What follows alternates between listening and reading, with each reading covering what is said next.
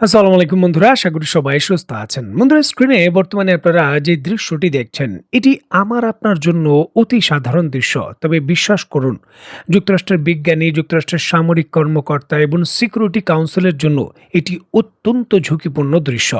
কেননা ইরানের বিজ্ঞানীরা সফলভাবে যুক্তরাষ্ট্রের যে টামাহক মিসাইলের সবথেকে আধুনিক যে ভেরিয়েন্ট রয়েছে, ভেরিয়েন্ট 4, তার যে মিসাইল রয়েছে অক্ষত অবস্থায় পাওয়ার পর তার গাইডেন্স সিস্টেম ওপেন করে রিভার্স ইঞ্জিনিয়ারিং করছে, যেটা মোটেও যুক্তরাষ্ট্রের জন্য কোনো ভালো খবর নয়। দেখুন, এই বিষয়ে কয়েকদিন পূর্বে আমি ভিডিও দিয়েছিলাম যে এইভাবে যুক্তরাষ্ট্রের যে AGM-158 রয়েছে, এই ধরনের মিসাইলও কিন্তু সফলভাবে ইরান তার বহরে যুক্ত করার জন্য অক্ষত অবস্থায় পেয়ে গেছে। এখন যুক্তরাষ্ট্রের সামরিক বাহিনী তো আর চীনের সামরিক বাহিনী না যে তাদের কাছে বিভিন্ন ধরনের মিসাইলের ভেরিয়েন্ট রয়েছে।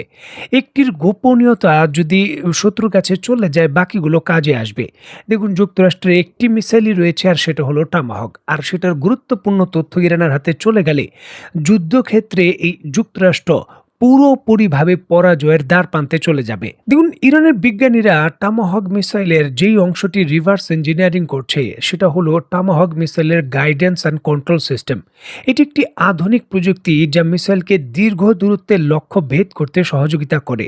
এই সিস্টেমটির মূল উপাদানগুলোর মধ্যে রয়েছে জিপিএস, আইএনএস এবং টেরন কন্ট্রোলস ম্যাচিং, যেটা ডিএসএমসি বা ডিজিটাল সিন ম্যাচিং এরিয়ার কিছু ভেরিয়েন্টের অ্যাক্টিভ রাডার হোমিংয়ের সহযোগিতায় নিখুঁতভাবে হামলা করে। এছাড়াও এর নতুন একটি ক্ষমতা হলো লয়টারিং, অর্থাৎ যদি টার্গেট আসতে দেরি করে তাহলে এটি আকাশের ভেতর চক্কর দিয়ে টার্গেটের জন্য অপেক্ষা করতে পারে। দেখুন, প্রযুক্তিগুলোর সক্ষমতা সম্পর্কে বলতে আমার সময় লেগেছে মাত্র কয়েক সেকেন্ড। তবে বাস্তবতা হলো যুক্তরাষ্ট্রের বিজ্ঞানীদের এটা আবিষ্কার করতে সময় লেগেছে বছরের পর বছর।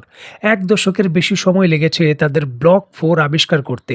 দেখুন, ইরান যদি টামাহক ব্লক 4 এর যে কন্ট্রোল সিস্টেম এবং গাইডেন্স সিস্টেম রয়েছে তার রিভার্স ইঞ্জিনিয়ারিং করতে পারে, তাহলে ইরানের মিসাইলগুলো টামাহক ব্লক 4 এর মতো লো অ্যালটিটিউড ফ্লাইট এবং টেরিন ম্যাচিনের সক্ষমতাকে নিশ্চিত করে বিভিন্ন ধরনের যুক্তরাষ্ট্রের নৌবাহিনীর জাহাজ এবং যুদ্ধ জাহাজের যে ক্যারিয়ার রয়েছে এবং বেসগুলো রয়েছে আরও নিখুঁতভাবে আক্রমণ করতে পারবে। দেখুন, যুক্তরাষ্ট্রের আকাশ প্রতিরক্ষা ব্যবস্থা যাতে করে নিজেদের টামাহক মিসাইল ভূপাতিত না করে, এর জন্য কিন্তু একটি ইন্টারনাল সিস্টেম ব্যবহার করা হয়, যেটাকে FOE বলা হয়। এই প্রযুক্তি যদি রিভার্স ইঞ্জিনিয়ারিং করে ইরান তার মিসাইলে যুক্ত করে দিতে পারে, তাহলে যখন ইসরায়েলে আক্রমণ করবে বা যুক্তরাষ্ট্রের কোনো বেজে আক্রমণ করবে বা জাহাজে আক্রমণ করবে, তখন জাহাজগুলো কিন্তু নিজেদের মিসাইল মনে করে তার বিরুদ্ধে কোনো প্রতিক্রিয়া দেখাবে না। এটাও যুক্তরাষ্ট্রের জন্য একটা জটিল বিষয়।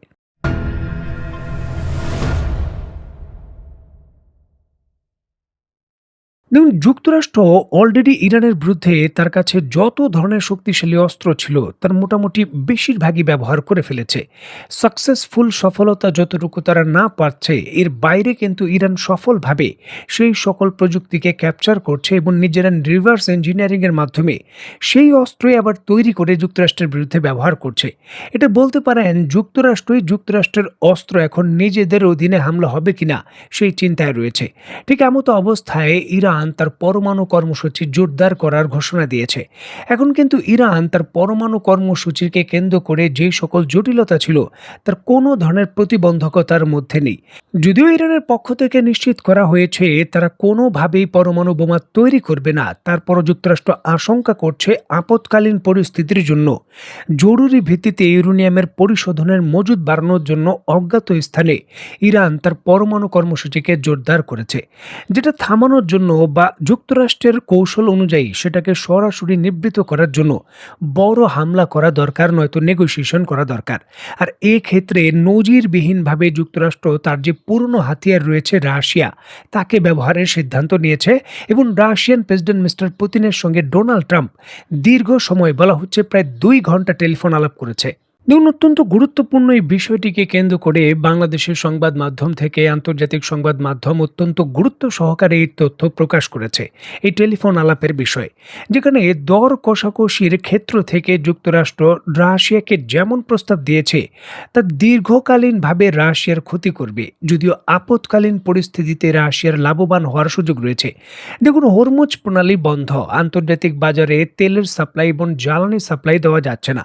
এমতো অবস্থায় রাশিয়ার সঙ্গে সরাসরি নেগোসিয়েশনে যুক্তরাষ্ট্র এমন সিদ্ধান্ত নিয়েছে যে রাশিয়ার উপর তেল রপ্তানি এবং গ্যাস রপ্তানির যে নিষেধাজ্ঞা রয়েছে সেটা তারা উঠিয়ে নেবে। পরিবর্তে রাশিয়া ইউরোপের ভেতর নতুন করে তেল এবং গ্যাস রপ্তানি করবে।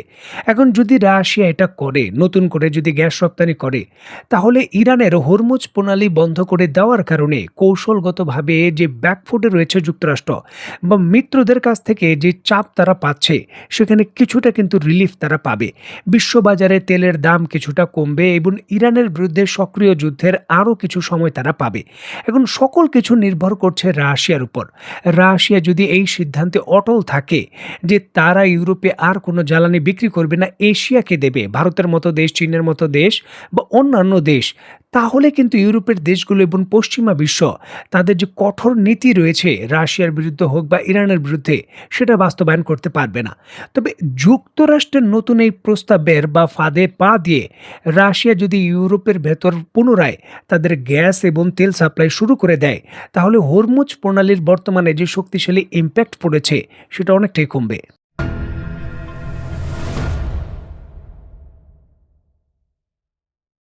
দেখুন, ইতিহাস পরিবর্তনের সুযোগ বা সমীকরণ পাল্টে দেওয়া ক্ষমতার ব্যালেন্স প্রতিষ্ঠা করার যে সুযোগ, সেটা বারবার আসে না। ইতিহাসে সময় সময় করে কয়েকবার আসে এবং সেই সুযোগের সদ্ব্যবহার করতে হয়। ইরান কিন্তু পশ্চিমা বিশ্বের বিরুদ্ধে চীন এবং রাশিয়াকে সেই সুযোগটা তৈরি করে দিয়েছে। চীন এখন পূর্ণাঙ্গভাবে সেই সুযোগের সদ্ব্যবহার করছে এবং ইরান কেন্দ্রিক কোনো আপোষের মোডে আপাতত কিন্তু চীন নেই। তাদের সকল প্রযুক্তি উন্মুক্ত করে দিয়ে যুক্তরাষ্ট্রের বিরুদ্ধে ইরানের পক্ষে তারা শক্তিশালীভাবে দাঁড়িয়েছে। এমতো অবস্থায় রাশিয়ার সঙ্গে নেগোসিয়েশনের যে কথা উঠছে, যদিও রাশিয়া পরিষ্কার করেনি যে যুক্তরাষ্ট্রের প্রস্তাবে তারা রাজি কিনা, তারা রাজি নাও হতে পারে। তবে যদি তারা হয়, তাহলে এটি তাদের মধ্যপ্রাচ্যের যে পরিস্থিতি রয়েছে তার থেকেও একটি কঠিন পরিস্থিতিতে ফেলবে।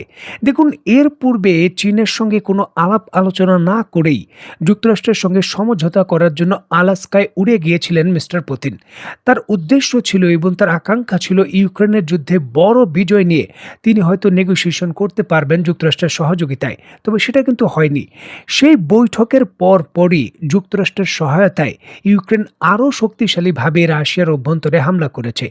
রাশিয়ার এমন কোনো জ্বালানি ক্ষেত্র বা পোর্ট নেই যেখানে ইউক্রেন হামলা না করেছে। বর্তমানে এই মধ্যপ্রাচ্যের যুদ্ধ এবং মিত্রদের রক্ষা করা এবং ইসরায়েল ক্রাইসিসকে কেন্দ্র করে যুক্তরাষ্ট্র চূড়ান্তভাবে কোণঠাসা। এমতো অবস্থায় যুক্তরাষ্ট্রের সঙ্গে কোনো ধরনের নেগোসিয়েশন করা রাশিয়ার জন্য আপাতত তাদের তেল রপ্তানি করে কিছু অর্থ আয় করার সুযোগ হলেও দীর্ঘমেয়াদী তাদের কিন্তু বড় ধরনের ক্ষতি করবে। কারণ নিশ্চিতভাবেই এই যুদ্ধের কোনো ফলাফল বা নেগোসিয়েশন হয়ে গেলে পূর্ণ মাত্রায় পুনরায় নিষেধাজ্ঞা বলবৎ করার যে বিষয়, সেটা রাশিয়ার উপর কার্যকর করে ফেলবে যুক্তরাষ্ট্র। মানে তারপর কিন্তু আর তেল রপ্তানি করতে পারবে না। সুতরাং রাশিয়া ইউরোপের বাজারের দিকে নজর না দিয়ে যদি এশিয়ার মিত্র দেশগুলোর দিকে নজর দেয় এবং বাজার প্রভাবিত করে, দীর্ঘমেয়াদে এটাই তাদের সুনিশ্চিত করবে তেল রপ্তানির। দেখার বিষয়ে রাশিয়া আসলে কি করে। তো বন্ধুরা, আজকের মতো বিদায়। নতুন কোনো ভিডিও নিয়ে আবার দেখা হবে। সেই পর্যন্ত সবাই ভালো থাকবেন, সুস্থ থাকবেন এবং বাংলাদেশকে ভালোবাসবেন। আল্লাহ হাফেজ।